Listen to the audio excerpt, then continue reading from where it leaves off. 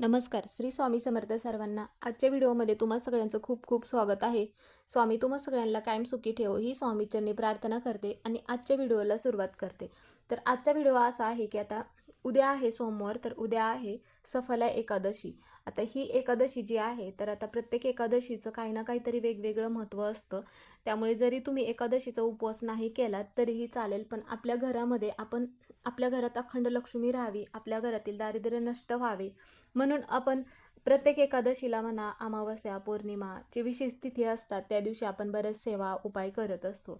तर त्यापैकीच हा एक उपाय आहे. तर एकादशीच्या दिवशी आपण भगवान विष्णूंची तर सेवा करतच असतो. त्याचप्रमाणे एकादशीचा पण उपवास केला जातो. आता हा उपाय करण्यासाठी आपल्याला एकादशीचा उपवास करावा लागेलच असे नाही. जरी तुम्ही उपवास नाही केलात तरी पण तुम्ही हा उपाय करू शकता आणि सोमवारचा दिवस आहे, अतिशय शुभ दिवस मानला जातो. त्यामुळे तुम्ही सकाळीच आपल्याला इथे एक दिवा लावायचा आहे. तर हा दिवा लावल्यामुळे आपल्या घरामध्ये अखंड लक्ष्मी नांदते, आपल्या घरातील 7 पिढ्यांचे दारिद्र्य नष्ट होते. तर हा दिवा कसा लावायचा आहे आणि कोणी लावायचा आहे याबद्दलचीच माहिती आपण आजच्या व्हिडिओमध्ये घेणार आहोत. व्हिडिओ शेवटपर्यंत बघा म्हणजे माहिती तुम्हाला पूर्णपणे समजेल. व्हिडिओ आवडला तर व्हिडिओला लाईक करा, चॅनलवर नवीन असाल तर सबस्क्राईब करा. आता एकादशी कोणतीही असेल त्यावेळेस सगळ्यात जास्त महत्त्व म्हणजे तुळशी मातेला दिलं जातं, कारण की तुळस जी आहे तर आपले जे भगवान श्री हरी विष्णू आहेत तर यांना तुळस अत्यंत प्रिय आहे, हे सगळ्यांना माहितीच आहे. आता एकादशीच्या दिवशी भगवान विष्णूंना तुळशीची पानं अर्पण केली जाते. त्याचबरोबर मग तुळशीच्या झाडाची पण पूजा करण्याला जास्त शुभ मानले जाते. तर आता आपण तुळशीच्या झाडाजवळ, तुळशी मातेजवळ आपण तुपाचा दिवा लावत असतो, तुळशी मातेची सेवा करत असतो, पूजा करत असतो. पण एकादशीच्या दिवशी तुळशीचे पानं चुकूनही तोडले जात नाही, कारण एकादशीच्या दिवशी तुळशी मातेचा हा उपवास असतो. आपण जर एकादशीच्या दिवशी तुळशी मातेची पानं तोडली तर मग तुळशी मातेचं व्रत हे मोडलं जातं. म्हणून मग एकादशीच्या दिवशी तुळशी मातेला जल अर्पण केलं जात नाही आणि पानंही तोडली जात नाहीत. तर आपल्याला हा जो दिवा लावायचा आहे तर हा दिवा तुळशी मातेजवळच लावायचा आहे. तर त्यासाठी आपल्याला काय करायचं आहे, त्या अगोदर आपल्या देवघरामध्ये म्हणा किंवा घराचा जो मुख्य उंबरठा आहे तर तिथे आपल्याला उंबरठ्यावरती हळदीचं लेपन करायचं आहे आणि त्याचबरोबर कुंकवाने म्हणा किंवा रांगोळीने म्हणा माता लक्ष्मीची पावलं काढायची आहेत, किंवा तुम्ही एखादी छोटीशी रांगोळी काढत असाल तशी रांगोळी काढायची आहे. थोडेसे तरी रंग भरायचे आहेत किंवा तुम्ही हळदी कुंकू जरी टाकलात रांगोळीवरती तरी पण चालेल, कारण की पांढरी रांगोळी कधीही ठेवली जात नाही, त्यामध्ये थोडे तरी रंग भरायचे असतात. त्यानंतर मग आपल्या घराचा जो दरवाजा आहे तर त्यावरती कुंकवाने स्वास्तिक काढायचं आहे, शुभ लाभ काढायचा आहे. आता कोणत्याही शुभ कार्याची सुरुवात व्हावी, घरामध्ये कोणतेही कार्य शुभ व्हावे म्हणून आपण स्वास्तिकला जास्त महत्त्व दिलं जातं. त्याचप्रमाणे मग जिथे आपण घराचा मुख्य उंबरठा आहे तिथे आपल्याला एक दिवा प्रज्वलित करायचा आहे. एक छोटीशी प्लेट घ्यायची आहे, त्यामध्ये थोडेसे तांदूळ ठेवायचे आहेत आणि मग एखादी पंती घेऊ शकता किंवा तुमच्याकडे एखादा दिवा असेल तर तो दिवा तुम्ही घेतला तरीही चालेल. पण हा जो घराचा जो मुख्य उंबरठा आहे तिथे जो दिवा लावायचा आहे तर तो तुम्ही तेलाचा दिवा लावू शकता, तिळाचं तेल असेल किंवा मोहरीचं तेल. तर हा दिवा लावल्यानंतर त्या दिव्याची आपल्याला पूजा करायची आहे. दिव्यामध्ये एक लवंग, काळी मिरी टाकायची आहे किंवा मग हिरव्या रंगाची वेलची तुम्ही टाकू शकता, किंवा यापैकी तुमच्याकडे कोणतीही एखादी वस्तू असेल तर त्या दोन त्यामध्ये टाकू शकता आणि दिव्याला फूल अर्पण करायचं आहे, दिव्याची पूजा करायची आहे. तर असा दिवा आपण घराच्या उंबरट्यावरती लावल्यावरती आपल्या घराकडे माता लक्ष्मी आकर्षित होत असते, मग घरामध्ये अखंड लक्ष्मी वास करत असते. म्हणून असा एक दिवा आपल्याला घराच्या मुख्य उंबरट्यावरती लावायचं आहे. असं नाही की आपण फक्त एकादशी आहे म्हणूनच हा दिवा लावायचा आहे, तर तुम्ही गुरुवारच्या दिवशी म्हणा किंवा मग सोमवारच्या दिवशी, अमावस्या, पौर्णिमा, एकादशी जे विशेष दिवस असतात त्या दिवशी तुम्ही असा दिवा आवर्जून लावायचा आहे. तर हा दिवा एक इथे लावायचा आहे आणि ज्यावेळेस आपण जो एक दिवा लावणार आहोत तर तो तुळशी मातेजवळ लावायचा आहे. तर तो दिवा लावण्या अगोदर आपल्याला काय करायचं आहे, आता सकाळी तर आपण देवपूजा वगैरे करून घेत असतो, त्यानंतर मग आपल्याला काय करायचं आहे, संध्याकाळच्या वेळेस हा दिवा लावायचा आहे.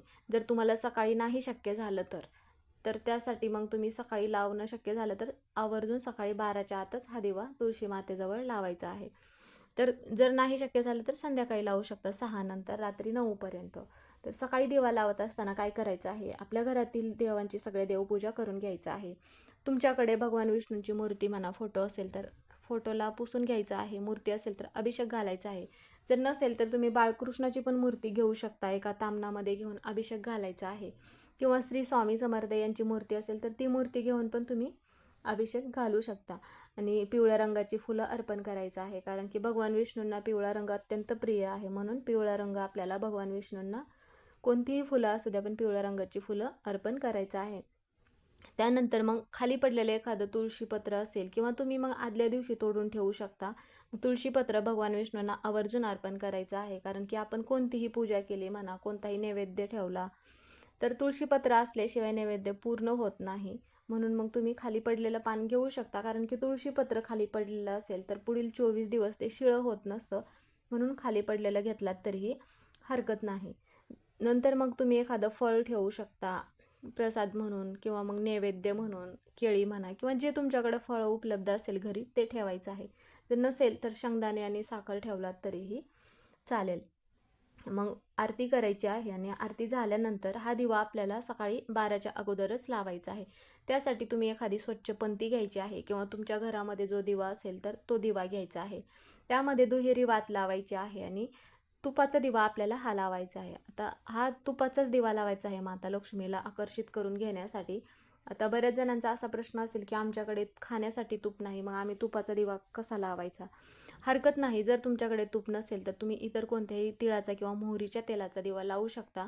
पण हा दिवा लावत असताना त्या दिव्यामध्ये आपल्याला थोडीशी हळद टाकायची आहे आणि मगच हा दिवा लावायचा आहे.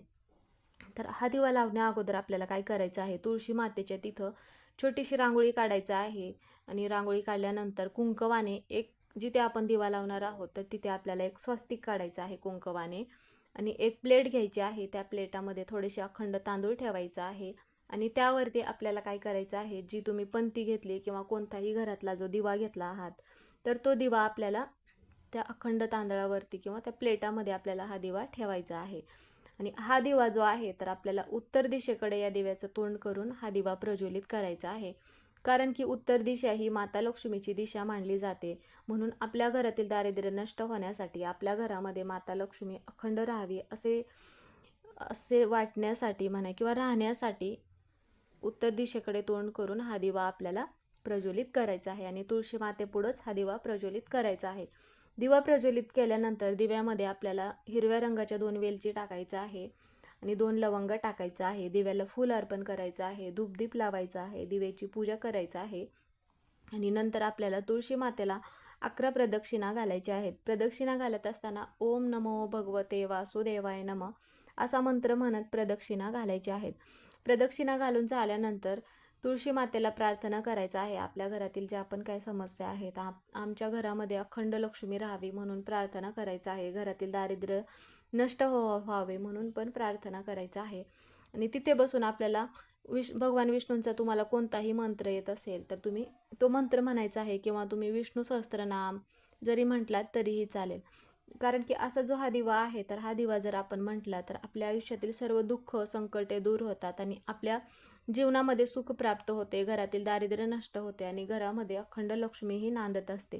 एकादशीच्या दिवशी जर आपण असा तुपाचा दिवा तुळशी मातेजवळ लावला तर, कारण की तुळस जी आहे तर माता लक्ष्मीचं दुसरं रूप मानले जाते, त्यामुळे मग आपल्यावरती प्रसन्न होते, आपल्या घरावरती प्रसन्न होते आणि आपल्या घरामध्ये अखंड लक्ष्मी जी आहे तर ती नांदत असते. म्हणून असा दिवा एकादशीच्या दिवशी तुम्ही आवर्जून लावायचा आहे, जेणेकरून तुमच्या पण घरातील दारिद्र्य नष्ट होईल, तुमच्या पण घरामध्ये अखंड लक्ष्मी नांदेल. तर तुम्हाला हा व्हिडिओ समजलाच असेल तर मग तुम्ही पण हा उपाय करू शकता.